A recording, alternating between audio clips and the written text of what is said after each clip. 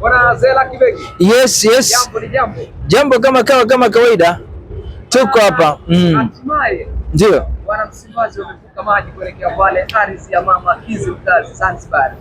Yes, ni kweli. Wana Msimbazi tayari tumekwisha vuka maji. Mashabiki sisi tunafuata. Nadhani katika siku ya kesho na kesho kutwa ni siku ambazo zitakuwa zina mashabiki wengi wanaelekea Zanzibar. Lakini timu yetu ya Simba tayari imekwisha tua ardhi ya Zanzibar kuhakikisha kwamba tunaenda kufanya ubaya season 2.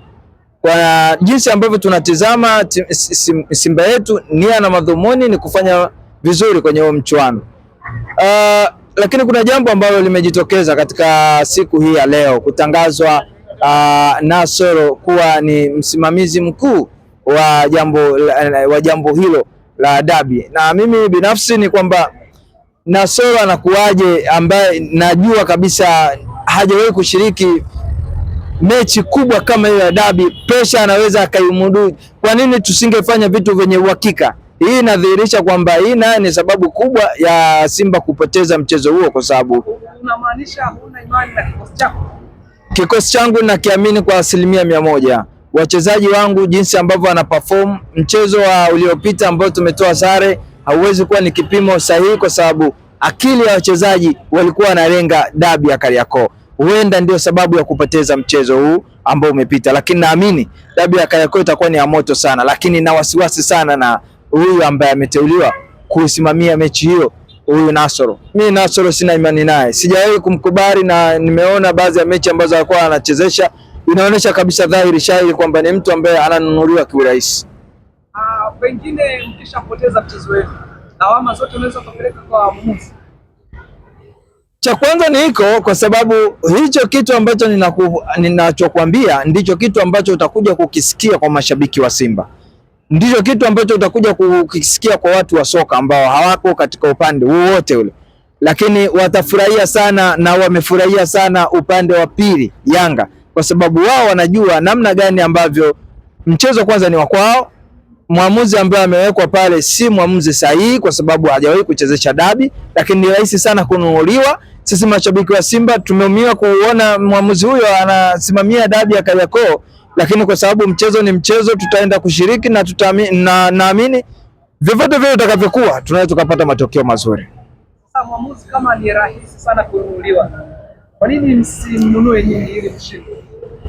Unajua Simba ilikwisha toka ulimwengu huo. Hivi sasa sisi tunaamini katika pitch, tunaamini katika ubora wa wachezaji, tunaamini katika ubora wa timu yetu. Hiki kitendo cha kuonga waamuzi, cha kununua waamuzi, cha kutia fedha katika kamati nzima ya waamuzi, sisi kama Simba tulishatoka huko kitambo, tumewaachia ndugu zetu hawa. Na ndio maana unaona game nyingi ambazo tunakuwa tunashiriki za dabi, kuna baadhi ya viashiria vingi vya rushwa. Sasa vitu hivi ni vya kulaaniwa kwenye mpira wa soka, hususan hapa Tanzania, lakini tunaamini kabisa kwa jinsi ambavyo kama hivi sasa mwamuzi huyu ambaye amewekwa katika dabi hii ya Kariakoo ambayo itapigwa Zanzibar, inadhihirisha tu kwamba kuna kitu kinapangwa, na huenda hata bodi ya ligi nao ni miongoni mwa watu ambao pia huenda wanapenyezewa, kwa sababu haiwezekani mwamuzi ambaye ni mwamuzi ambaye amekwisha chezesha mechi nyingi, lakini dabi ya Kariakoo ni dabi ya timu ambayo ni mechi ambazo zinafuatiliwa hususan ni duniani. Sasa hivi dabi ya Kariakoo ni dunia nzima inatizama, ushaelewa. Pressure ni kubwa, ina mashabiki wengi. Sasa inakuwaje anapewa mtu ambaye hata kama kuna wazoefu wadogo ambao wamewekwa pale pembeni, lakini bado yeye anakuwa ni kinara, mwamuzi wa mwisho kabisa kwenye game kama hii hapo. Kwa hiyo sina imani na mwamuzi aliyowekwa. Bana, pengine ni mwamuzi gani ambaye una imani naye akiwa kati?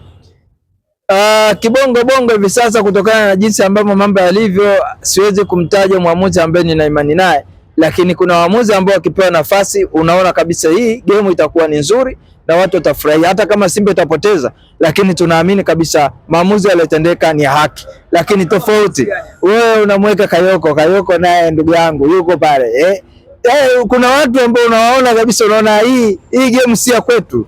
Hii game Simba ni ngumu sana kutoboa, yani ni uwezo wa kikosi, lakini kama kweli kutakuwepo kuna mambo ambayo yanahitaji maamuzi ya mwamuzi, tunaamini game hiyo tunaenda kupoteza.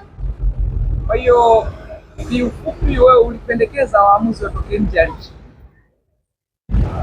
Sio tija sana, lakini tunatamani waamuzi wajaribu kuzingatia baadhi ya kanuni zao na sheria ambazo zimewekwa kwa ajili yao na kwa ajili ya soka la Tanzania, kuokoa mchezo hususa kuokoa vipaji vya wachezaji, kwa sababu leo inaweza ikapigwa rafu yani dhahiri shairi, una ile rafu unaona tati fatati mtu kaingiliwa ndani ya kiungo, umeshaelewa. Lakini kinachofanya ni maamuzi, watu sometimes unasikia kabisa kwamba ilikuwa fair play ama ilikuwa maamuzi ana balance. Sasa katika mpira wetu kutegemea kubalance mchezo ni vitu ambavyo wewe kama watu wamefanya faulu katika eneo ambalo linastahili penalti, weka penalti. Hakuna kubalance mchezo.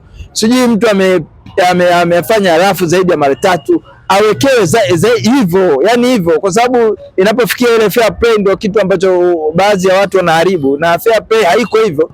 Fair play ni mchezo ambao unahitaji haki.